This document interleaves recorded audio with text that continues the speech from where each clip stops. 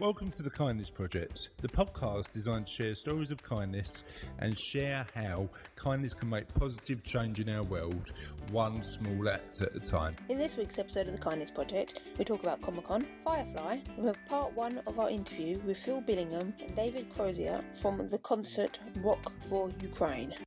Welcome one and all to another episode of the Kindness Project. This week we're joined by... It's just us. It's us. It's us. Usual. It's always us. It's us as usual. I mean, sometimes I think we have We've in the past. had guests on it. We've had like sort of guest hosts on in the past. Yeah, but it normally works quite well, doesn't it? This week we should do that more. We should do that more. Who would we get? Raz can host it on his own. I don't think We'd so. be the guests. We'd be the guests, and Raz could host it on his own.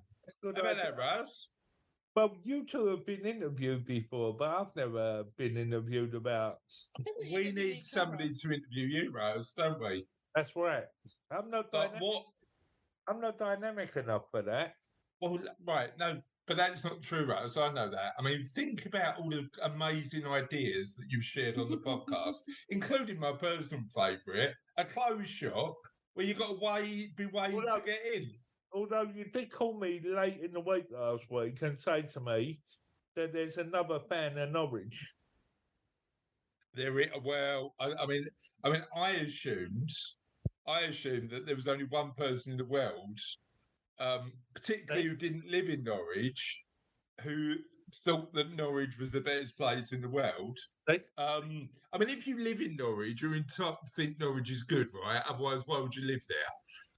But this person lives on the edge of London and genuinely said that Norwich was an amazing place. The weigh-in shop was your favourite. The weigh-in shop was my favourite.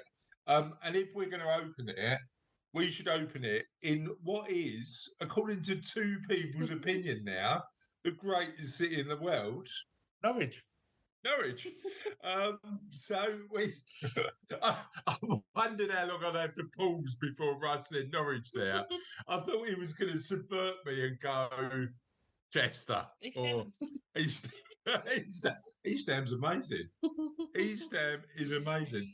I was listening to a podcast the other day that mentioned Queen's Market in Upton Park. Oh yeah. I've got a podcast that I really love called Off Menu. It's done by James Acaster and Ed Gamble. Basically, they talk about their favourite meals. And there was a guy who was on it who did ghosts. I thought that was called Queensbury Market. I don't think it is. I think it's called Queen's Market in Green Street. But yeah, so he was talking about that. What's your favourite market? Oh, I don't know. I don't go to many. You like a vintage clothes market, didn't you? Vintage sale. There's one at uni, and it pops up once a month, and it's just clothes for like about the size of our dining room, probably larger.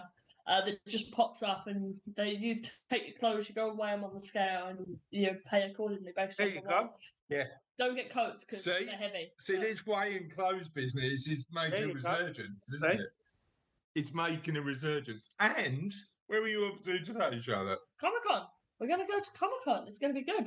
But you're not going. I'm not going this year. I'm going, taking the little one. And it'll be good. It's good. Well, you're going to drop us, so you will be going, but... the benefit of dropping you off is I get to see some of the amazing outfits. Yeah. I mean, the effort that people make. Oh, my God. I remember the first couple of years that you took me to my first Comic-Con. And I remember, seeing for 3 years straight, full operational Iron Man suit. You know what? That guy was clearly an engineer. Yeah. Because that suit was, it had buttons and like the miles went up and all lights on it and stuff like that. Russ has got one of them. Russ has got one of them. He ordered it off Ninja. He's one's the Hulk. He's got a fully operational Hulk suit. Is that right, Russ? Or is that just when you get angry at work? I just see absolutely no point in it at all. Oh. There are some weird ones, like... Now, hold on. Can we examine that? I've seen it on YouTube and I just don't understand it. Explain the benefit of It's cool. It's fun. It's, No, but you're talking to a man who doesn't think it's cool and fun. So how are you going to explain it?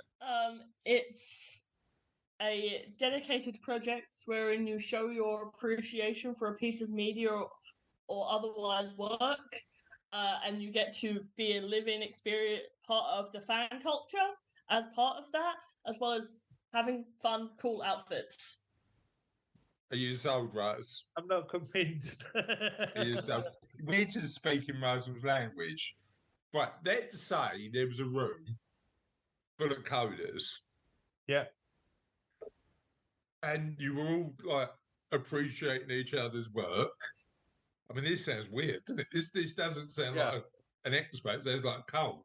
You all are like, you're all sort of like, those clubs you go to that's just about coding, Russ. It's getting weirder by the minute, and to be honest.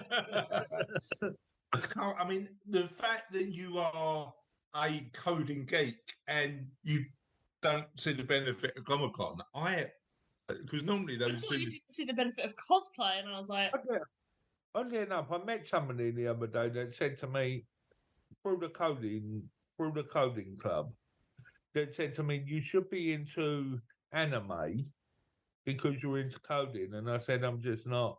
No, that's the stereotype. That's the stereotype. But we're all different, right? Aren't we? We all make I just can't get on with all that. No, you're too straightforward, Russ. You're right. I tell you what, Russ, you like to get down to business. Yeah, get down to business, and all that fun stuff, all that like doing stuff for the sake of doing it.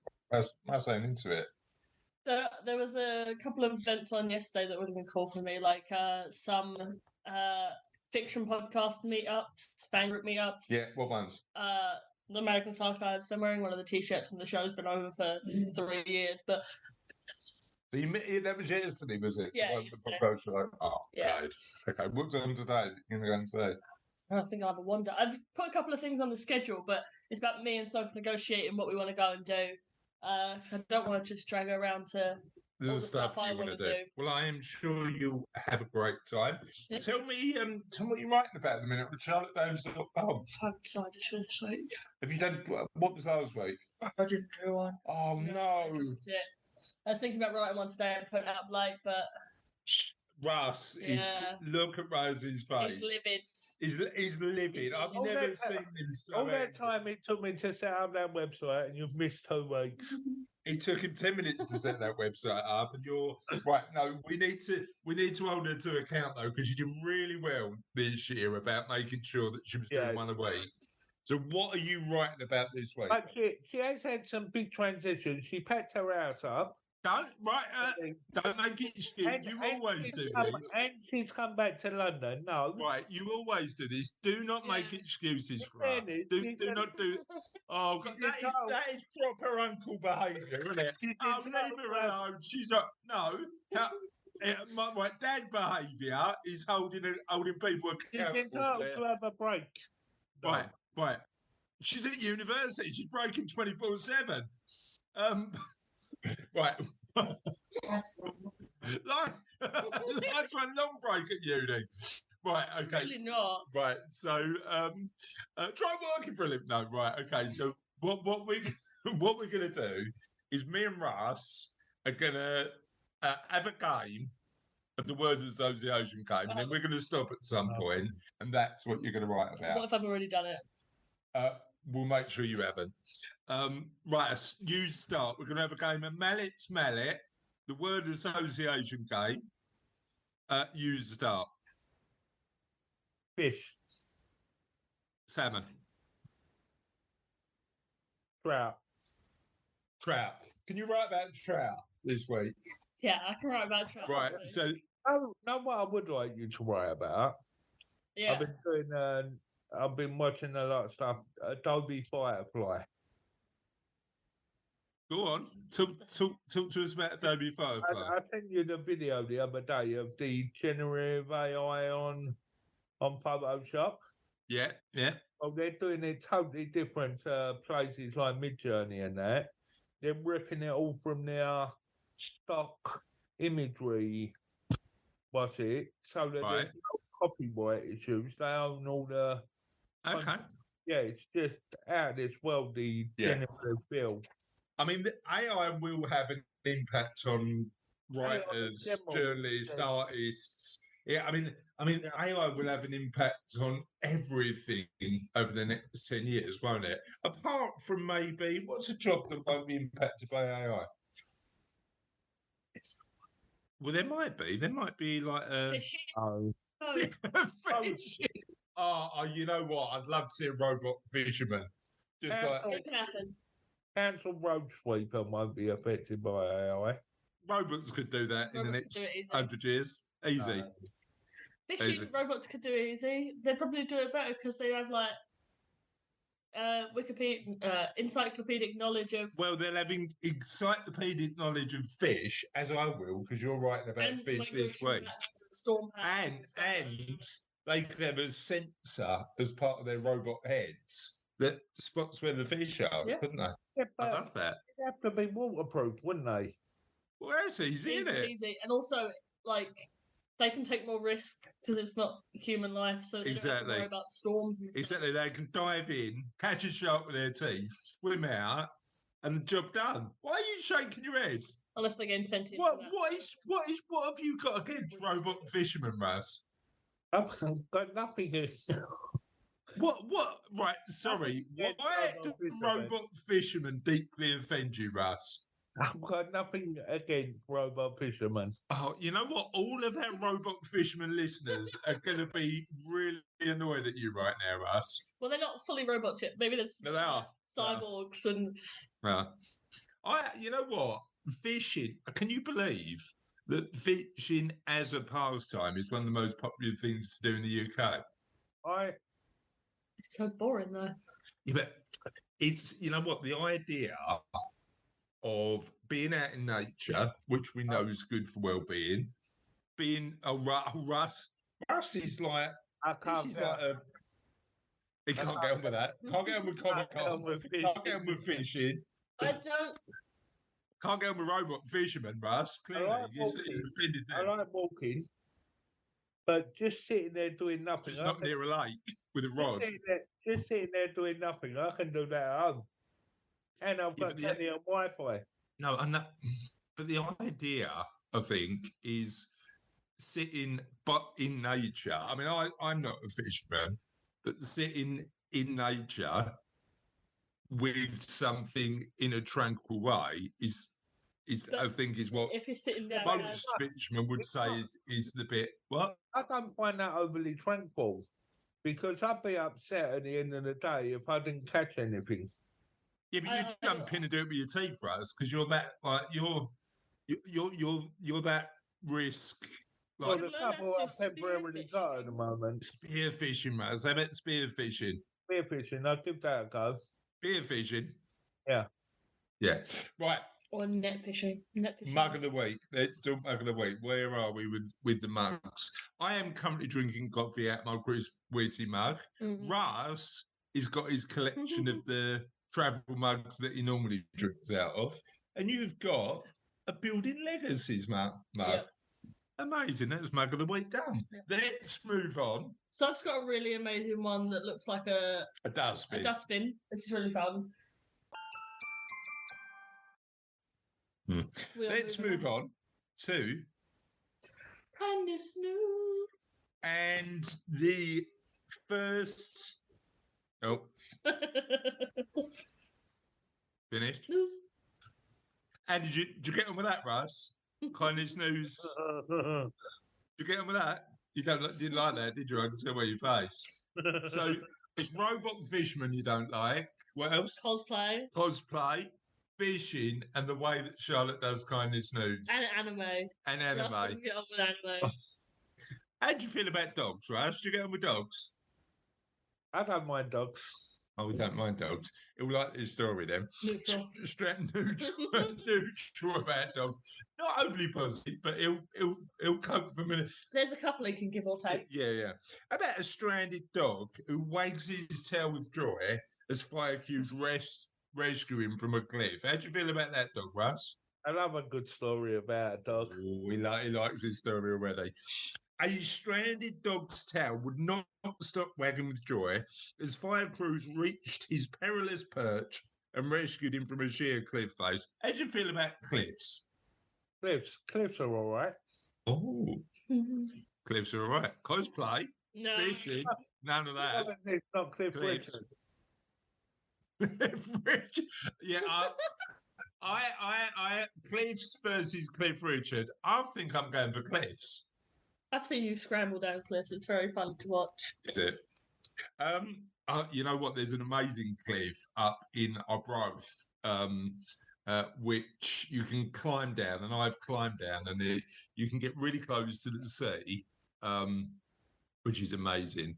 But there's just some of the cliffs up there are beautiful. You overlook a cold, but very, very nice. How do you feel about walking along cliffs, Raz? Yeah, not too close to the edge for me. Not too close to the edge. How about if we combine it with a bit of cliff fishing? No. No. Okay. So a stranded dog's tail would not stop wagging with joy as 5 crews rescued him from a perilous perch on a cliff face. Assisting was the Avon and Somerset Police Drone Squad. How do you feel about drones, Russ? Yep. Recently bought a drone, Go on, tell us about that. and then I found out I'm not allowed to fly it because we're in restricted airspace here Really? because of RAF Marham. Our airspace is restricted, so I've sent it back. But I was just going to say. That was the end of really, that was it. The end of Russell's drone story. Bought a drone, couldn't fly it, sent it back. I was going to say Russell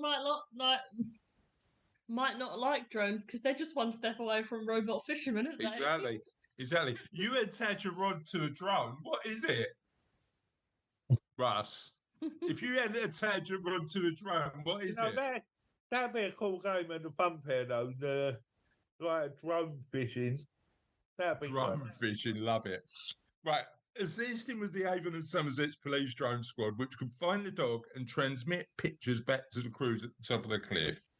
Eventually, a firefighter was winched with a harness and lowered halfway down the side of a steep quarry to rescue the stranded pup. Footage captured from the drone shows a 9-month-old black and white Springer Spaniel. You can't get any cuter than that, can you? Perched precariously on a steep ledge where it had fallen after tumbling down from the walking path whilst on an evening stroll with its owners. The photo of the scene shows how the dog had fallen at least 30 feet. How does a dog survive a 30-foot fall? Hardy little thing. Yeah, forcing firefighters to employ a large winching system to rescue it. Thankfully, the dog only suffered minor injuries with a broken leg, and Avon and Somerset Drone Squad posted a video of the April incident on its AFRS Temple social pages, saying, "Look at that cute tail wagging. Everybody wishes the pup a sweet recovery." I love that. It's so good, boy. Can't go wrong with that, can you? I love that story. Now, I Some got people don't like dogs. I don't know why, but some people don't. I love dogs. I love dogs. I love dogs. I don't love dogs. I tolerate dogs. You love one dog. I love one dog, and that's our dog. But if I saw a 9-month-old spaniel trapped on a cliff, I'd send in my robot fisherman to pull it out. Now, As you said, I love one dog, I love our dog. His little ears twitched from across the room. It was so cute. Right, and I'm struggling to get the next story up. Let's try again without the mirror.co.uk giving me loads of ads. I accept the cookies. Right, so mirror.co.uk. Mum and son get lost in the woods for 2 hours before stranger steps in. Is there a dog involved? I don't think so. Oh. I might be wrong though. Is there a robot fisherman involved? Leanne Pate, or is it? I don't know why my instinct is to read that. I don't know why. Pate. Lorraine Pate. and her son, Stephen Cheeseboard. And her son Theo from Wigan has been Theo Toast. They're a great combination. And headed for Thornby Pine Woods, but became lost for hours with no water or phone reception. Mum was on the brink of a panic attack after she and her son got lost deep into the woods when a good Samaritan came to their rescue. Leanne and her son Theo were terrified after 2 hours being stuck in Thornby Pine Woods on the Merseyside coast after a family day at the beach and began to fear the worst. Leanne, from Wigan, and her 8-year-old Theo had been enjoying a kickabout on the beach before venturing into the woods, but the two quickly found themselves lost. After walking around for 2 hours without a signal or water, she stumbled upon a woman who realised how upset Leanne was, helped her back to the car park.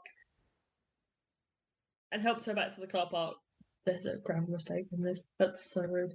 Leanne said, after about 5 minutes in the woods, I said to my son that we should turn back. We came out of the woods and did not recognise us at all. I asked someone where the main car park was, and when I got there, it was not the place I had parked. I kept asking people, but it was turning into an absolute nightmare. I was going further and further into the woods, and the trees were getting higher. I had no reception on my phone or water. I must have asked about 15 different people.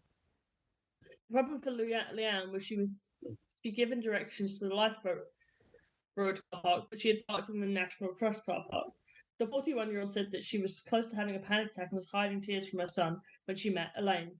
Leanne added, I was shaking with panic. I was lost and just did not know how I was going to get back. I stopped Elaine and she could see I was in tears. She just said she would walk me back. It took about 40 minutes, but she walked all the way back to the car park, and if I had not found her, I don't know what I would have done. I was grateful, and she said she would not have been able to sleep if she had not helped me. I just hope she sees this and I want to say, give her a massive thank you. I hope she knows how grateful I am and what an amazing person she is. You know what? Just one person offering a bit of help, helping that woman and her son, just made their life a bit easier, and I absolutely love that. He's a robot fisherman. I did. What they needed was a drone. They could have sent a drone up, scan the forest, see where they were. Just not in restricted airspace.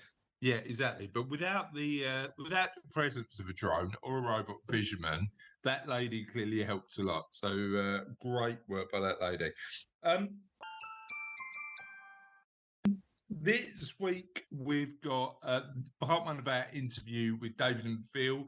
David and Phil are talking about the amazing work they did with the Rock for Ukraine concert. Really excited to share their story and what happened with that. Let's run the tape. Phil, David, thank you so much for joining us on the Kindness Project today. How are we doing? How's our week going so far? Absolutely amazing. The weather has been fantastic. We've had President Biden here. I literally drove down past the door. I got my yacht back in the water. I got my mother home from a heart valve surgery, and she's doing fine. So it's been a brilliant week. Did Biden pop in for a cup of tea, David? That's what I'd like to know. Yeah, well, he wasn't here, but he was in Carlingford, which is where my boat is. So therefore, I didn't go anywhere near it. And he could have had a cup of tea and a ride on the boat, couldn't he? You know, that could have worked. How are you, Phil? This time last week I was in a very snowy and cold Norway where the memo about spring has not yet arrived, but seeing family that we haven't been able to see since pre-pandemic in their home, so that was pretty fabulous. And then a few days. Whereabouts in Norway? Near Lillehammer, just south of Lillehammer. On the lake near Mulv, near Brumunddal is the closest big town. Quite a pretty far, about an hour and a bit north of Oslo. Amazing, great stuff. So what we want to talk about today is the amazing work you did with the concert Rock for Ukraine. But you had a question to start us off with, Charlotte, didn't you? Just tell us a bit about yourselves, honestly. Yeah, that's how we start usually. Yeah, that's how we normally start. For the benefit of our listeners, clearly I know, but for the benefit of our listeners, tell us a little bit about you. Shall I go first? I'm a financial planner. I've been in the business just over 40 years. I joined in the bad old days, doing the industry where there's a rate book, there's Birmingham, come back when you've sold something, and that's not a summary of my induction. That was my induction. So went through, been through various parts of the industry, a lot of time in management consultancy, and compliance. But for the last mostly 10 years, I've been pretty much a full-time financial planner. In theory, I'm supposed to be retiring and slowing down and going part-time, but we've got a member of staff who's been with us for 7 years, and she says, I've been talking about that since she's been with us. So that's not quite happening. It's not happening yet. At the moment. We do have a plan, but it's not quite happening at the moment. There's just too much fun to be had and too much, too many challenges. What made you come back? So it sounds like sort of that career journey went from financial advice to like a few other roles within financial services and then back into financial planning. What made you become a full-time financial planner again, as opposed to wear so many hats? Well, I do tell people I married the best financial planner I ever met, and it's her company. In reality, she set it up. So I joined the company, and I was always going to do the operational stuff and the marketing, do everything else, but do the planning. She was doing that. But like all good financial planners, and you're about to have talk to David, they attract far more clients than they can possibly handle. So that happened. So I had to suddenly become a financial planner again to deal with the clients, because she had more work than she could possibly deal with. So it was as simple as that. So it is her fault. Yeah, I love the way the blame's laid firmly at her door. Yeah, absolutely. What about outside work? Travel, wine, Welsh rugby. Yeah. Right. Yeah, that's about it. I do enjoy the travel. We do enjoy our wine. David and I have shared some nice wines, some nice places, yeah, it's there's a big wide world to be seen out there. There's always somewhere new to go. Yeah, 100%. There's always somewhere else to visit, isn't there? How about you, David? Tell us a bit about you. Yeah, so I'm I'll start from the other end. So I'm married. I have 3 sons, and now I have 1 granddaughter, which is congratulations. Perspective on things. I live in Northern Ireland. If you go back and look at some of the history, you'll find that one of my ancestors was involved in the search for the Northwest Passage and went down with the ship the Terror up there. So I've been in many generations. My family have been in Northern Ireland and in Ireland, and actually we'll come on to this, but my experience during the Troubles, I've realised that it's helped form some of my thinking around what's happening in Ukraine, and we'll get to that. I sail, I fish, like Phil says, my wife and I travel. We like to do that. I'm Christian, quite active in our local church, and I like to think that forms some of our thinking around that. I've been a financial planner for 28 years, something like that. As Phil says, you think about your exit, you think of what you're going to do, but here's this week, I've had me personally, not the business, I've had referrals for 3 new clients. What do you do? So I am at some stage going to step back, and we're actually thinking about how we're going to do that. But I have more to do. One of the things I've got really involved in the last 3-4 years, and I'm really pushing for that, is how do we better match the investments that clients hold to their personal values? So things like impact, sustainability, ethical, all of that. I think up to now I've been absolute rubbish at it, and I think there's a better way of doing this, and it's something that if that's my legacy in financial services, I would love for that to be.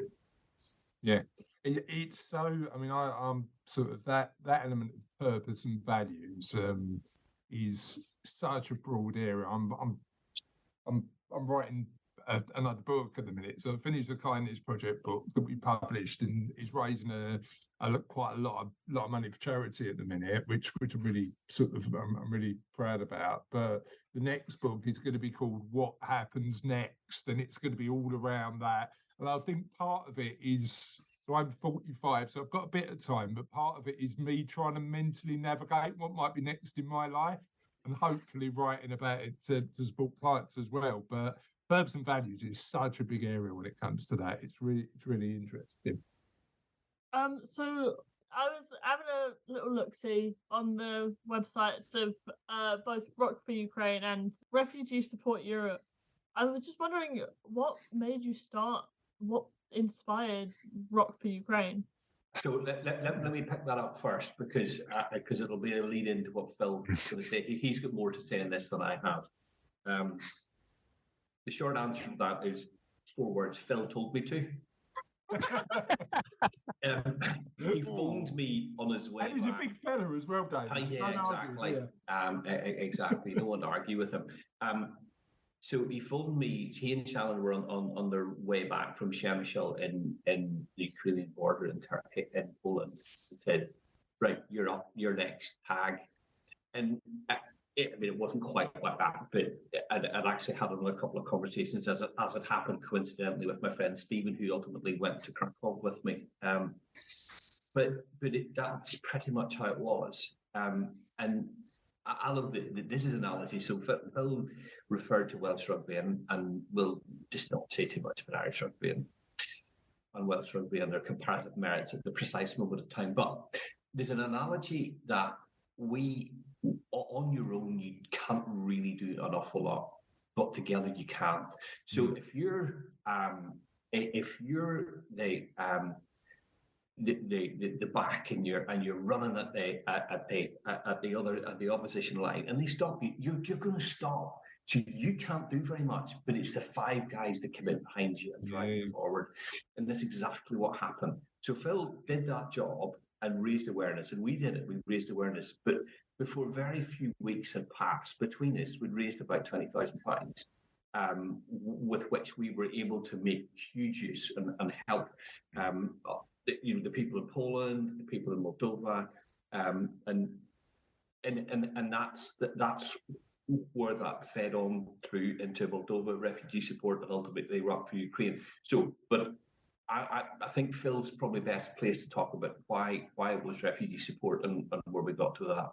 Thanks for that. Yeah, we drove. I mean, it's well documented. Shannon and I sat down about the week after the war started. Our regular Friday afternoon, sat in the corner with a gin and tonic. I'd done what most people, or a lot of people, did in that first week of reacting to the shock of what we were seeing, and had a rant on Twitter, gave money to charity, and I was still. That wasn't enough. That wasn't sufficient for me, and I became aware that different people were collecting at our local school. That staff were collecting money and goods, and had no way of getting it there. And as I've said to a number of people, I've got no other skills, but I can drive. So we got hold of a van and filled it, and lots of people helped and volunteered and sent stuff. And we went, and I think our secret sauces, we went quickly. We got there as things were gearing up. We were passing the big trucks on the motorway. We didn't see another UK plate east of Cologne. It was just speed, and we were able to do stuff. David's alluded to it. We moved pretty quick, and people were getting in behind, but we'd gone. So hence the conversation with Dave. To be fair, we had been talking before then, but the conversation was, there is a need here, and there is stuff, and David then did a much harder journey and was able to pick up almost the next part of the aid cycle of where the refugees had moved from the border to within Poland and needed help within that, and that's what David was able to help with. As part of it, we became very aware of Moldova as the poorest country in Europe at that point, the least visited country in Europe at that point, and outside the EU, and with some real issues internally with Russian troops on their soil, and there's some real pressures. And we were very struck by the government's announcement of Moldova about, essentially they were welcoming the refugees, but it was a tragedy for them as a country. They couldn't afford this. And then we looked at how do you get to Moldova, and the answer is with difficulty, because Google was still trying to route us through Ukraine at that point to get there. It's a long way away. So we had to look around for who was already there, and I came across Paul Hutchins and Refugee Support and the Dignity Centre, and was really taken with their business model and their ethics and what they were trying to do and going. So Shannon and I decided that we booked some time off in holiday in May, and we just changed our holiday. We just went to Moldova instead. We flew into Chisinau, and at that point, the airspace had only just reopened because the Russians have a habit of firing missiles over Moldova, which the airlines are not desperately keen on. Yeah. So we got into Chisinau, and to our very pleasant surprise, Chisinau turned out to be a fabulous place full of fabulous people with really fabulous wine, by the way, and great food, and you it's don't just hear too much of Moldovan wine, do you? Either it's like it's one of those things that maybe we need to promote a bit more. Well, you don't, but actually you should, because I'll echo this. It is absolutely fabulous. The other thing, if you go back and look at it, see in the 1920s and 1930s, it was one of the top exporters of wine in the world. It's absolutely superb, and you can buy some really expensive wine. And both Phil and I have. Yes. So we'll pretend you didn't go for the wine, though, right? But you know what's interesting? So hearing Paul, and we'll come back to Rock for Ukraine, but hearing Paul talk about the generosity of the Moldovan people, despite having very little, inspired me, to be honest. Yeah.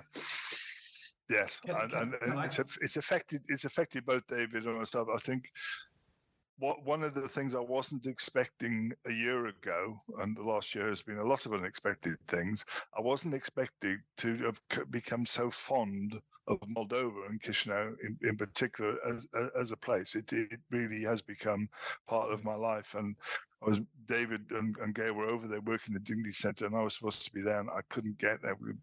Pressures at work, and David spent the whole week winding me up with photos of restaurants and wine and what he was doing. And I got very jealous and taking photos of him and Gail at some of our favourite parts of Chisinau and some of the street art that they've got. So that didn't go down at all well. But yeah. David. So you've both been to over and volunteered. Yeah. Well, what happened? Well, we went over in May and saw what was happening, made our connections with people like Moldova for Peace, which is an inspiring group of young people who came out and of the COVID support, and they've got 5 warehouses around, and they're producing a lot of the support. Dignity Centre work very closely with them. They're youngsters who are just knocking themselves out. They're spending their life energy just doing the stuff, and you meet some amazing people, So we got involved with them, got some money to them, got some money to the Dignity Centre, because people have been very generous and given us money. And whilst the money resting in a bank account is a good Father Ted line, as a financial planner, you don't want other people's money resting in your bank account. You really don't want to do that. So we were keen to support. It's doing no good setting a bank account. It needs to be working and doing something. And then, again, talking to David and Gail, we went over in September, which was a bit of a surreal experience, because some of the money left over, what we identified was that Moldova for Peace were struggling from a transportation point of view, because there's fabulous public transport within Chisinau, but there's very little outside that, and a lot of people. There are no refugee camps in Moldova. The refugees are living with Moldovans. Yeah. But they're spread around a lot of the villages and things. So we had the slightly surreal experience, which of wandering around used car lots in Kishinev, test driving vehicles. That then David became the proud owner of a van for about an hour and a half. David, something of that order, because we couldn't just give the money to Moldova because they're not allowed to just. They had to spend it on the project. We couldn't say here's X number of euros, spend it on a car. We had to buy that, or David in fact bought the car, and then physically do a deed of transfer and go through the Moldovan legal system to do the deed of transfer, so that they've got a car that they haven't spent donors' money on and transport the stuff. So of all the things you thought you'd be doing a year ago, David, owning a car in Moldova probably wasn't on the list. Yeah. No, absolutely not. And just to continue then, so we were there for a long weekend, did some crazy driving. And the roads are post-Soviet. They literally haven't been attended to since the Soviets left in the early 1990s. I mean, you think we've got pothole problems? We really don't. Yeah. And then my wife and I, we're just back from a fortnight there, literally working in the Dvid Centre, just because when we were there, we just really liked what Paul's story and what we're talking about. But it's been alluded to, and I will just maybe elaborate on the story. One of the things that really made me genuinely well up, and I think it feeds into your point about the kindness project. So the day after the invasion, there was a 5-kilometer queue on the Ukrainian side of the border of people, we need out. Our homes have been destroyed. Where we're going to go? But there was a 5-kilometer queue the other side of the border, people saying, come and stay with us. Amazing. And it's just amazing. And it's literally, there are no refugee camps in Moldova, which I think is close to unbelievable. And it is very, very heartwarming.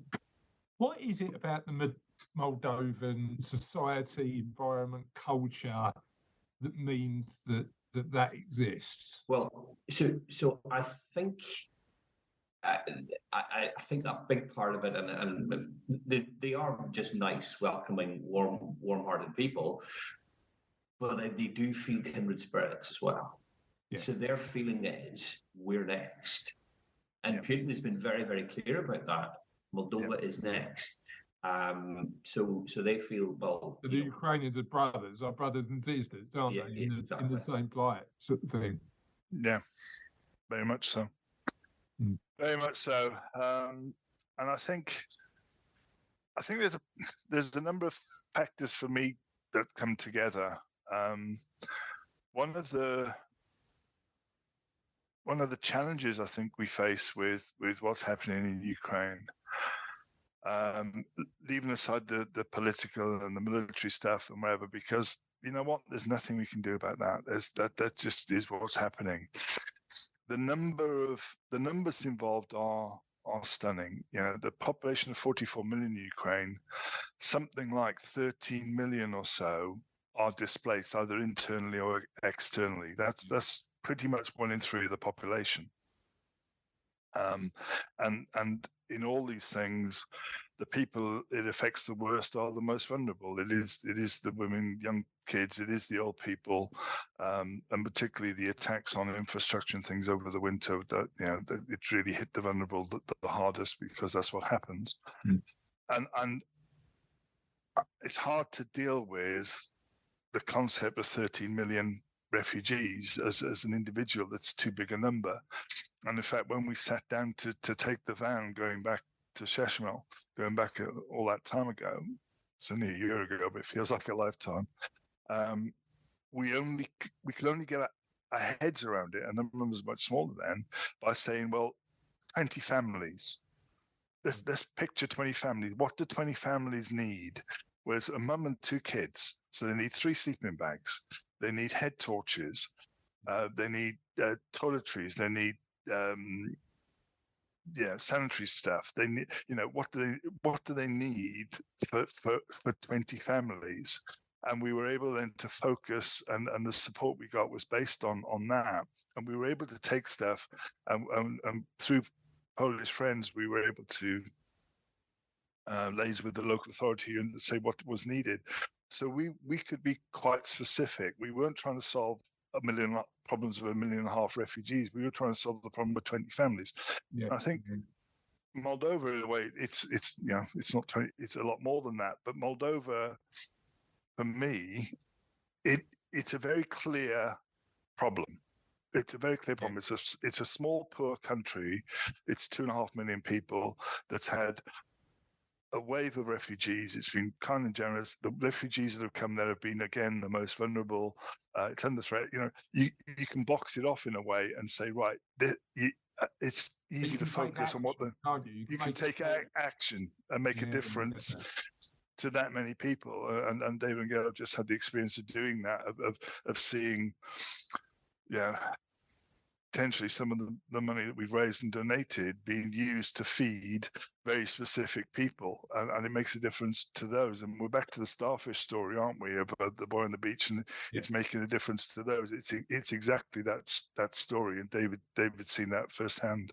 Yeah, so I will touch on that, but just to put it in perspective, if you just Google it, you'll see that Moldova's had 780,000 of those refugees. Now, some of those moved on. 780,000 in a population of 2.6 million. If you extrapolate that, that's the equivalent to the UK taking 20 million refugees. Yeah. 20 million, and we complain about a few tens of thousands. Well, I mean, clearly on a podcast about kindness, I don't want to get too political. No. But the reality is, when we put it into that perspective, we don't do enough, do we? No, we don't. I've just said I'm not getting political, and I've just got. Yeah, I know, but I think we don't. It's just important to put it in context. The other thing that I think that Phil has said that I would just maybe expand on a bit is that it's not my job to comment on or criticize what's happening in Ukraine or Russia or Moldova politically or elsewhere. I have a personal view on it. I do have a personal view on it. But the bottom line is, what Gail and I saw in that shop were people coming in and been handed the equivalent of £7. Okay, £7 for a week's shopping, and it took them 45 minutes to decide what they're doing. And Natasha, the interpreter from Odessa, said the reason they're doing that is they've forgotten how to shop.